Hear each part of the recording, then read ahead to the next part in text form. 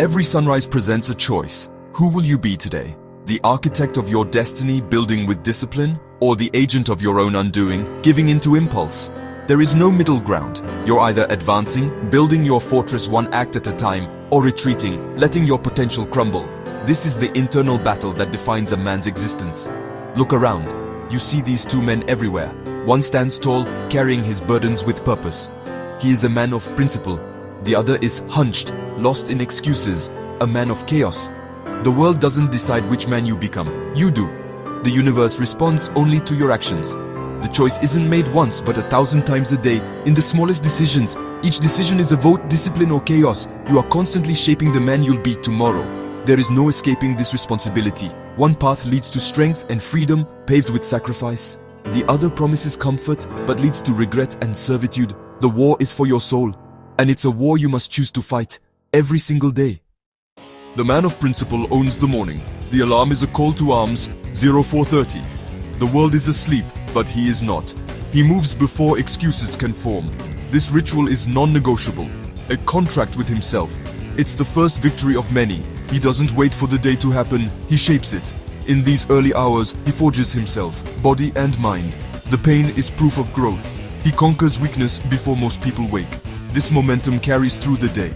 He moves with purpose, built in the dark. He anticipates problems, creates motivation through action. Discipline is his fuel, his plan is his map. Every action has purpose, driving him closer to his goals. True freedom is earned through discipline. Contrast. The man of chaos reacts to his morning. The alarm is an enemy, silenced again and again. He wakes late, already behind. His first act is surrender. The day controls him, and he's always on defense. The answer was in the choice he made at 0430. The real enemy isn't out there, it's within. Distraction, the lure of the meaningless, is the true threat. Notifications, endless scrolling, cheap entertainment, thieves of time and focus. The man of principle builds walls against them. He creates an environment for deep work. He puts the phone away, starves distraction, and returns to work. Focus is a muscle, trained through practice, not inspiration. He relies on systems, schedules, and commitment. Mountains are moved by relentless, focused effort. The man of chaos lives in a prison of distraction. His phone is always in hand, his mind scattered. He starts tasks, gets distracted, and finishes nothing. He's busy, but not productive, running in place. Distraction erodes his ability to think, create, and solve. He consumes, never produces. Chaos is the state of his mind. He's tossed by every wave of distraction. So connected to the digital world, he's disconnected from himself. He sees everything, but accomplishes nothing. He is lost in the noise, missing his own potential. Rejection is a crucible. The man of principle steps into the fire willingly. Failure isn't a personal attack.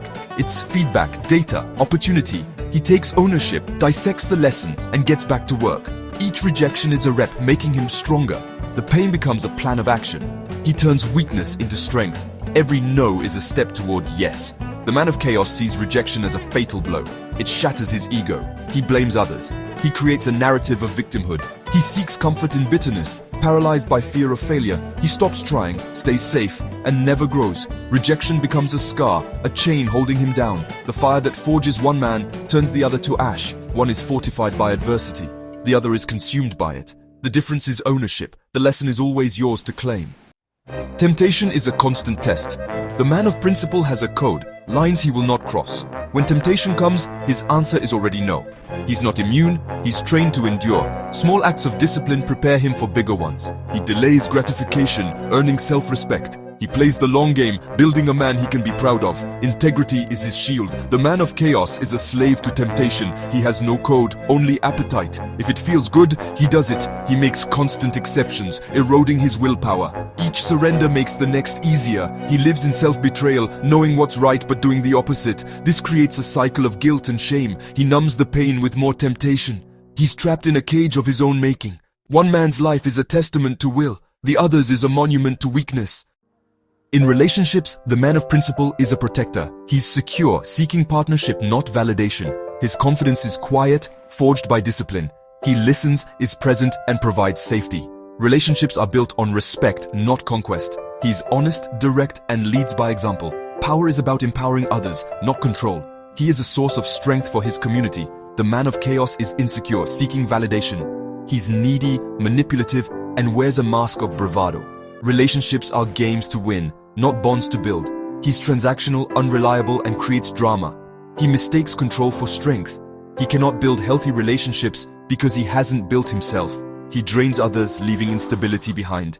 He tears people down to feel tall. For the man of principle, power is a byproduct of competence and integrity. He earns authority through action and responsibility. He leads from the front, never asking what he won't do himself. Leadership is humble, effective, and focused on service. He empowers his team, measures strength by their growth.